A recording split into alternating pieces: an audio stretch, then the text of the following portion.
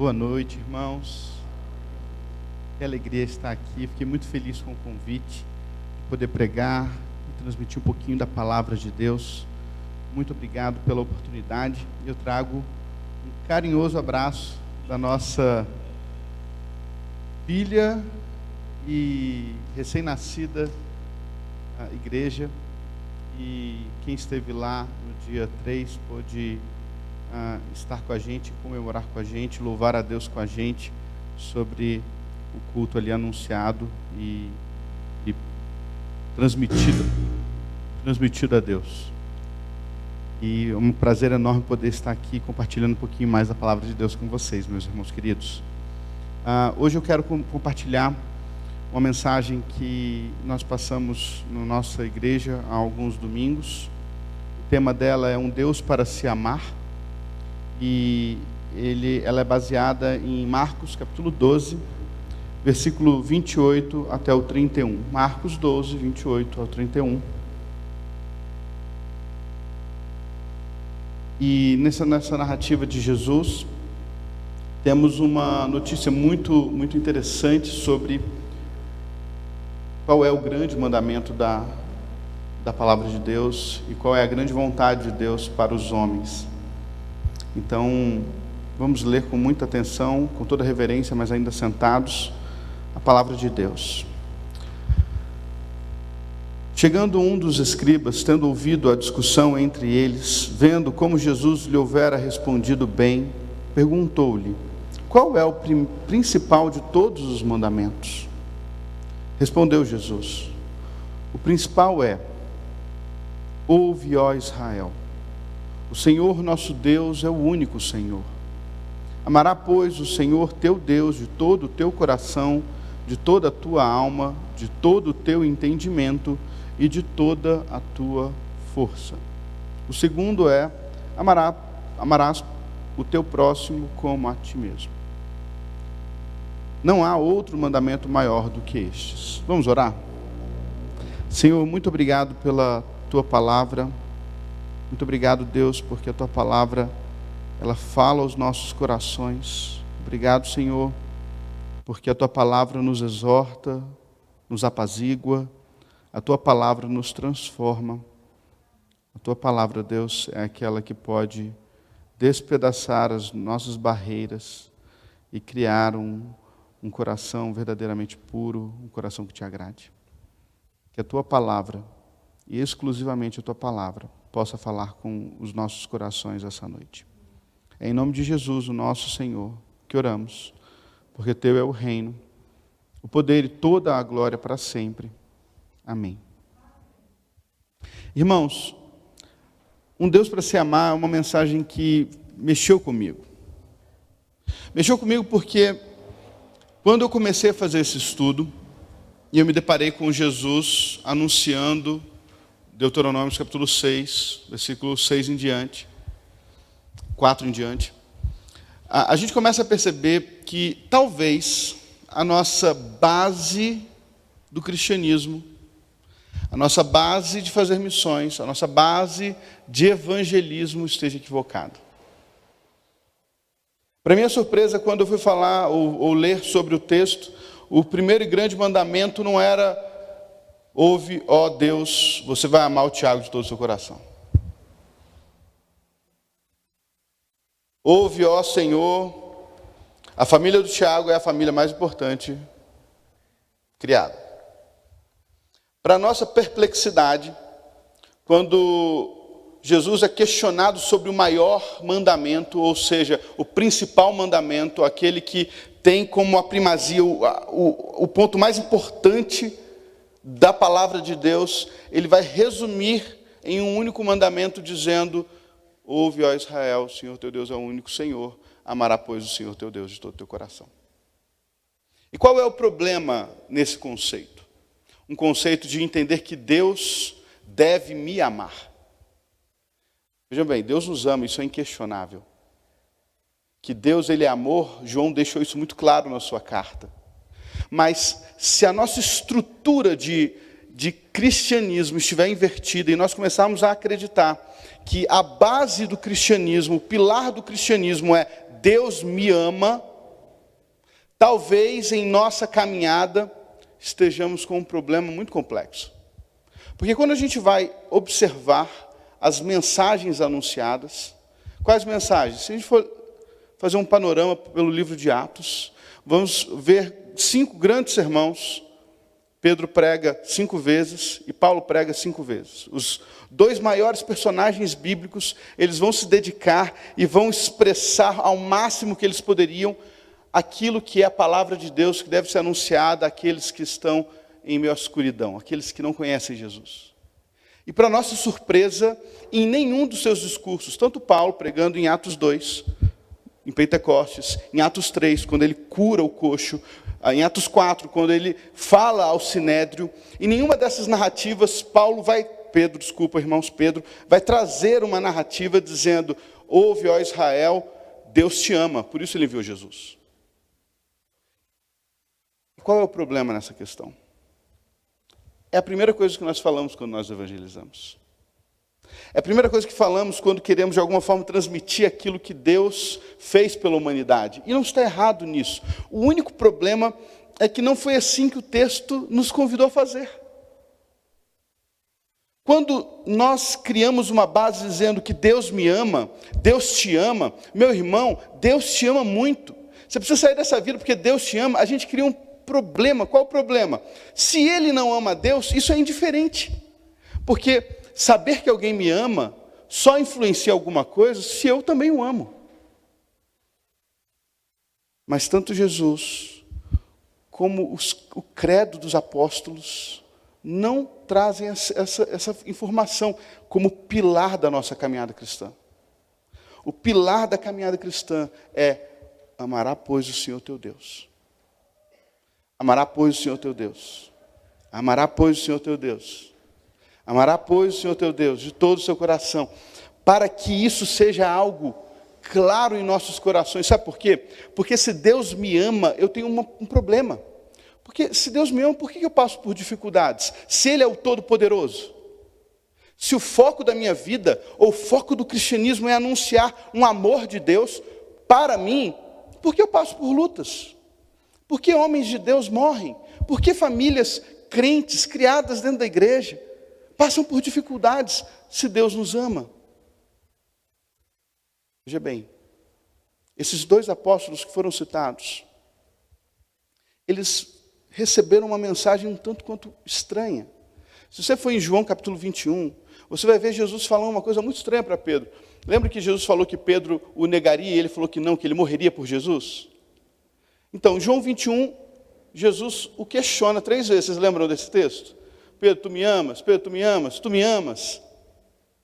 E depois dessa sabatinada, né, que ele tomou, Jesus chama ele para conversar mais perto, só ele e Jesus. E sabe o que Jesus fala? Pedro, hoje você é novo, você se veste, e você vai para onde você quiser.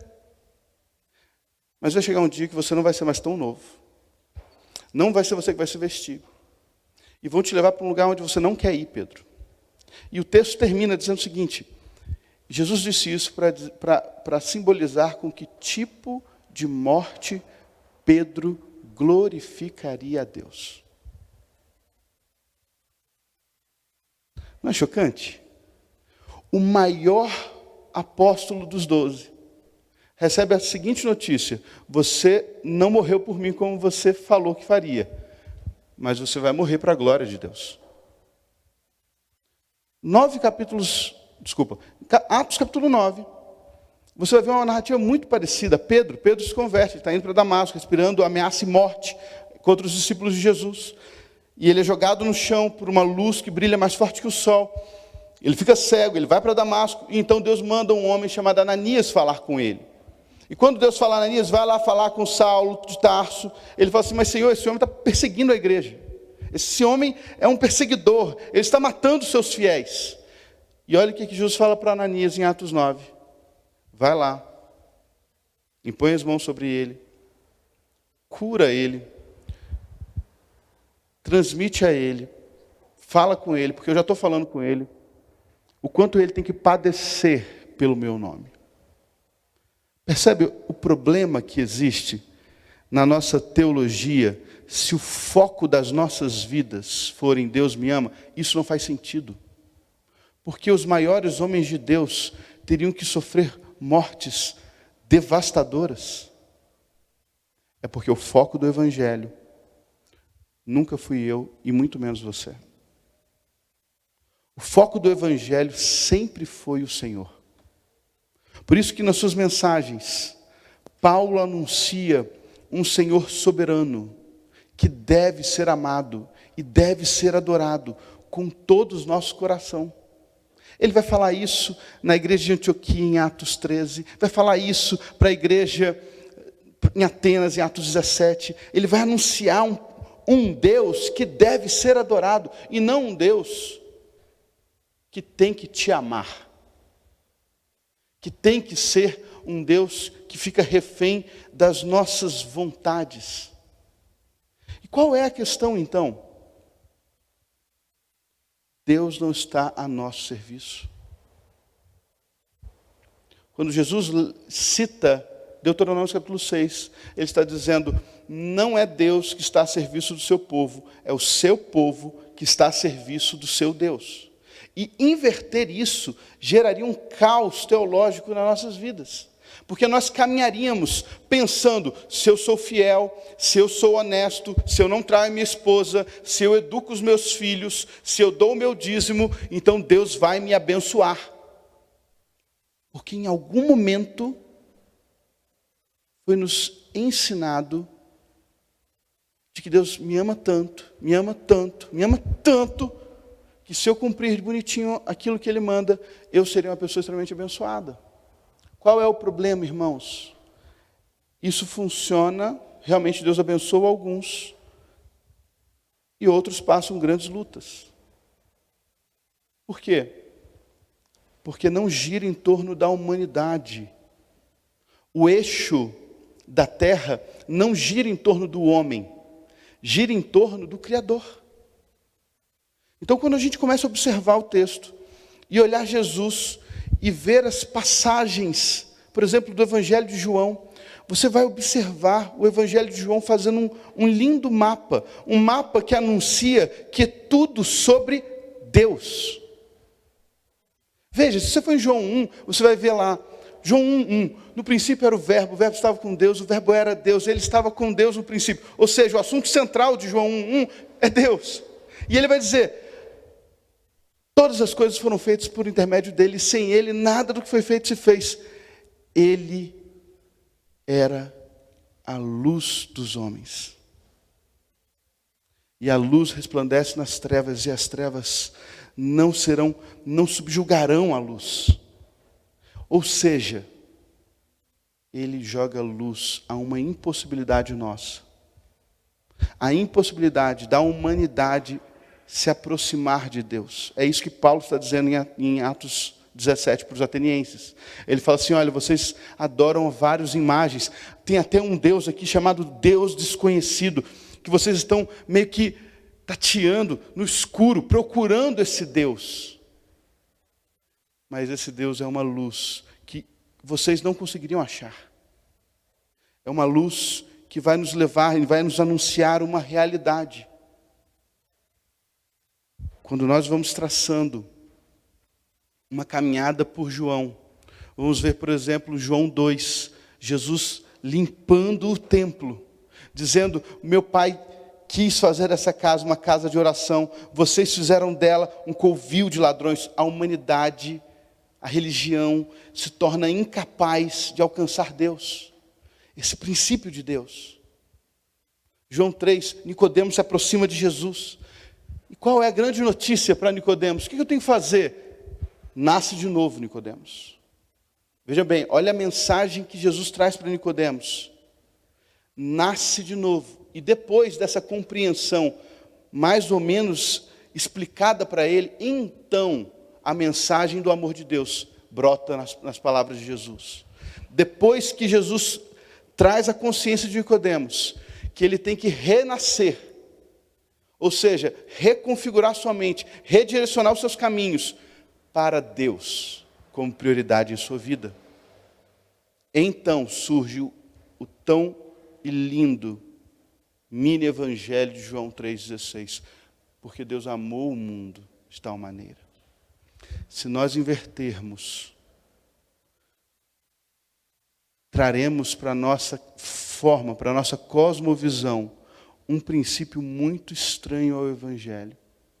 Um princípio onde eu não posso viver momentos de luta, eu não posso viver sofrimentos, eu não posso viver tragédias, porque Deus me ama. Enquanto o evangelho, os apóstolos anunciam uma mensagem contrária. A mensagem contrária é o seguinte: se você sofrer, sofra para a glória de Deus. Se você morrer, morra para a glória de Deus, porque não é você o foco, Deus é o foco. O universo gira em torno de Deus e não o contrário. Eu não vou expor os 21 capítulos de João, não. Mas se você continuar, você vai ver uma mensagem muito interessante de João 4. A mulher samaritana. Olha a mensagem que Jesus deixa para os seus discípulos. Eles chegam de Samaria com comida e falam assim: mestre, come. Qual é a resposta de Jesus? Uma comida eu tenho para comer que vocês não conhecem. Vocês não entendem, vocês não têm acesso a essa comida. E aí eles começam a discutir: será que alguém trouxe comida para ele? Então Jesus completa: porque a minha comida é fazer a vontade daquele que me enviou. O mapa que Jesus está deixando claro ali em João é o seguinte: o autor da vida desceu para declarar o seu amor a Deus. Se você for em João capítulo 13, você vai ver exatamente essa narrativa. Desculpa, João capítulo 12. Quando Jesus está ali terminando o discurso com seus discípulos. E ele fala assim: olha, vamos daqui porque vem aí o príncipe deste mundo, mas ele não tem nada em mim. Mas eu faço isso para que o mundo saiba que eu amo o Pai e faço como o Pai me ordena. O que Jesus está trazendo para a gente não é só uma expressão de humildade, se esvaziar, como Filipenses traz, mas é uma clara demonstração de exemplo. Tudo que eu faço como o Pai me ordenou. O que eu falo, essas palavras não são minhas, essas palavras são daquele que me enviou. E ele conclui: vocês serão os meus amigos, não se vocês falarem que vocês me amam, mas se vocês fizerem o que eu vos mando. João 14:15. Então nós vamos percebendo que Jesus vai construindo um mapa para a gente entender algo muito interessante. Ele é o centro. As atitudes de Jesus foram centralizadas na vontade do Pai. As atitudes de Jesus foram centralizadas em demonstrar amor ao Pai. As mensagens de Jesus, as atitudes de Jesus, as palavras de Jesus foram focadas para que os seus discípulos, ao verem fazer isso, pudessem replicar isso em suas vidas. Por isso, agora eu quero te convidar a abrir a sua Bíblia em Mateus, capítulo 6. Eu quero dar fazer uma breve reflexão com os irmãos sobre os primeiros versículos de Mateus 6. 6, 9 e 10. Deus tanto é o foco do discurso de Jesus, que quando em Lucas 11 os discípulos pedem para Jesus ensinar eles a orar, como João Batista o fez. Em Lucas 11 ele faz essa mesma narrativa, mas em Mateus eu acho que fica um pouco mais bonito de se ler, então eu quero ler em Mateus, capítulo 6, versículo 9. Olha como Jesus nos ensina a orar. E observe o foco da oração do Pai Nosso. Diz assim, portanto, vós orareis assim: Pai nosso que estás no céu, santificado seja o teu nome. Venha o teu reino, faça-se a tua vontade, assim na terra como no céu. Vamos pular para o versículo 13? E não nos deixe cair em tentação, mas livra-nos do mal. Por quê? Pois teu é o reino, o poder e toda a glória para sempre. A oração começa anunciando: importa o teu reino, importa a tua vontade, importa o teu nome. E encerra dizendo: porque é teu o reino, é tua a glória. Quando nós começamos a observar essa expressão de Jesus, ensinando, encucando os seus filhos na fé, como eles deveriam orar, percebemos um padrão. O padrão é: eu devo amar a Deus.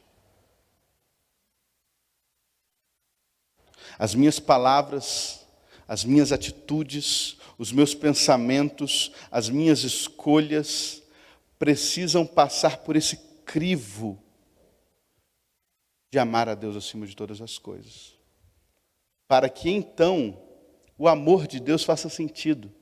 Veja bem, se eu amo a Deus de todo o meu coração, se eu tenho consciência de quem Deus é, quando Ele demonstra as suas maravilhas de amor, amor que Paulo vai dizer que o constrange a entregar a sua vida por Ele, os nossos corações transbordam de gratidão. Mas se essa ordem estiver invertida, quando Deus demonstra o seu amor, Ele não fez mais que a obrigação dele, porque Ele me ama, Ele tem que demonstrar esse amor mesmo. A grande questão é aonde está pautado aquilo que cremos. No que está alicerçado isso? Em uma consciência de um Deus todo-poderoso que deve ser amado pelo seu povo, deve ser adorado pelo seu povo, que o seu povo deve tê-lo como prioridade em sua vida, ou essa inversão?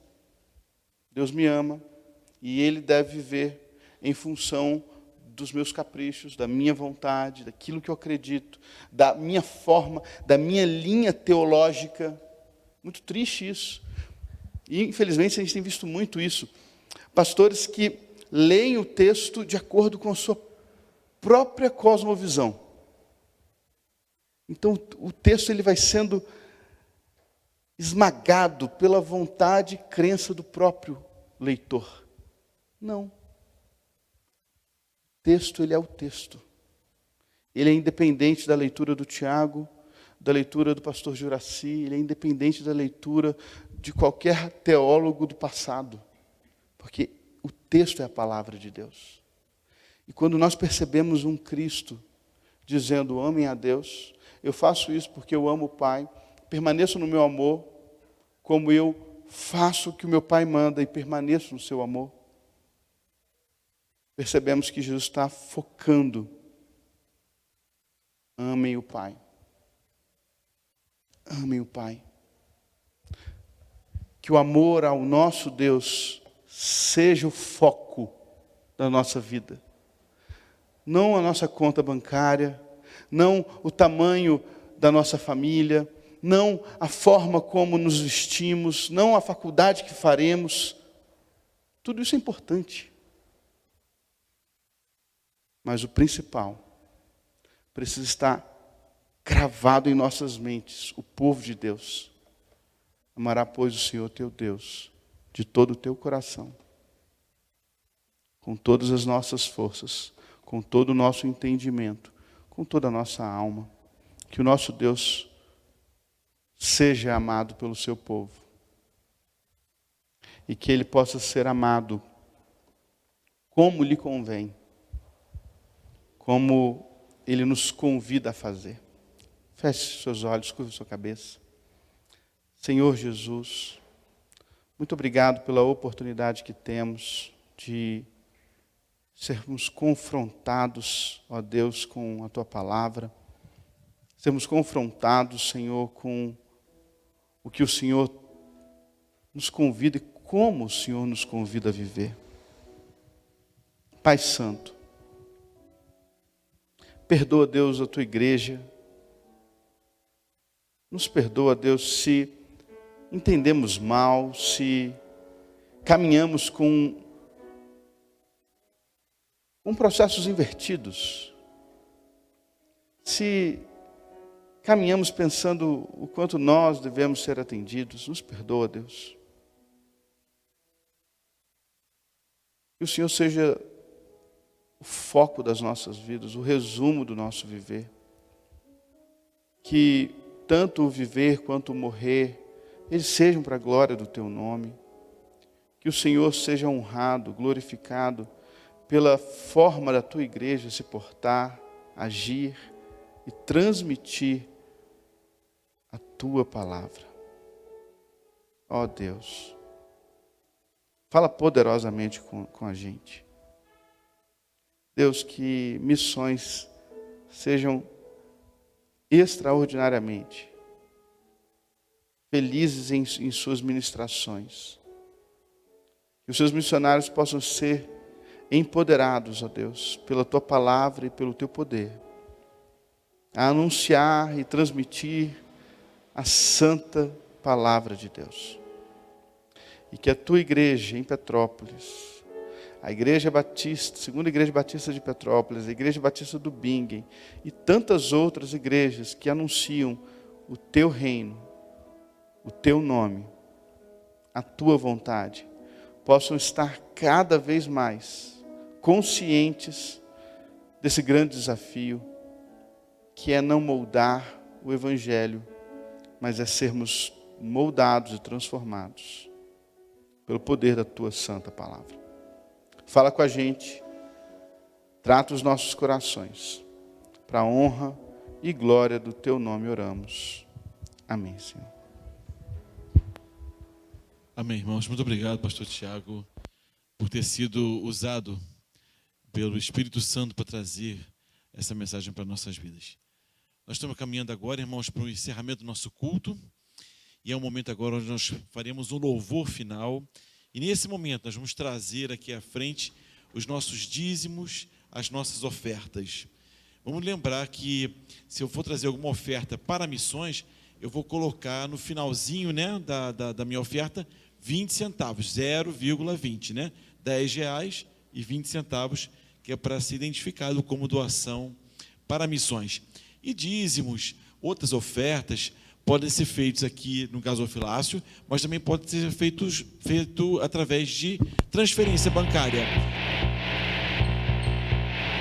Pode ser feito por transferência bancária. Pix, TED, essas coisas todas que a gente tem aí, deve estar passando já para a gente aí. O número da conta da igreja, o banco, e a gente pode fazer também esse tipo de transferência. Vamos ficar de pé, irmãos? Vamos louvar a Deus?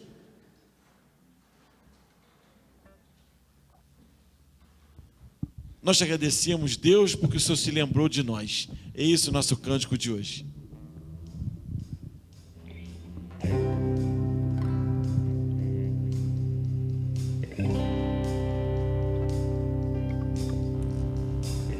Eu te agradeço, Deus, por se lembrar de mim e pelo Teu favor, é o que me faz crescer. Eu vivo pela fé e não vacilo, não paro, não desisto. Eu sou de Cristo.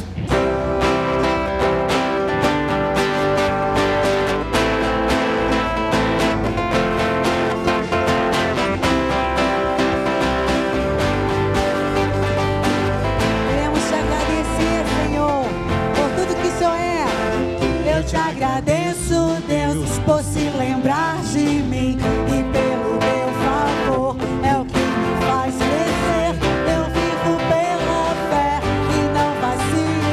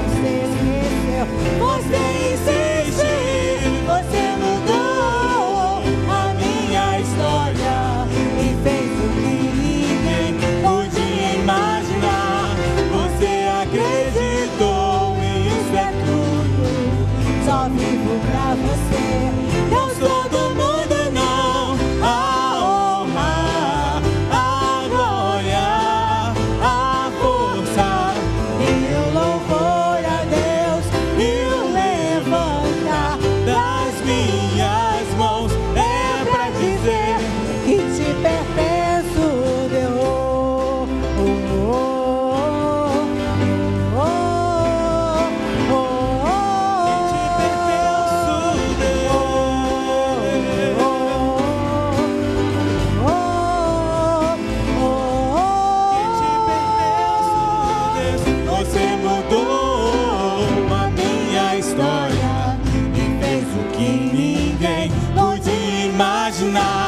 Você acreditou, isso é tudo. Só vivo pra você. Não sou do mundo, não. A honra, a glória, a força E o louvor a Deus, e o levantar das minhas mãos é pra dizer que te pertenço, Jesus.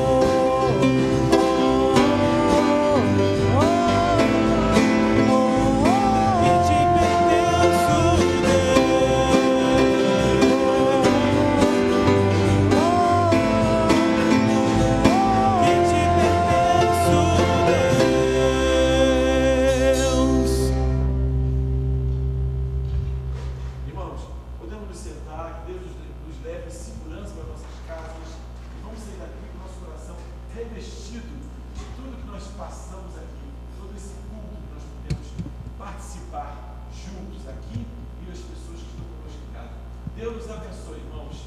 Até o próximo domingo, o recessional agora, nós meditaremos de novo agradecendo a Deus por tudo aquilo que Ele fez, que Ele faz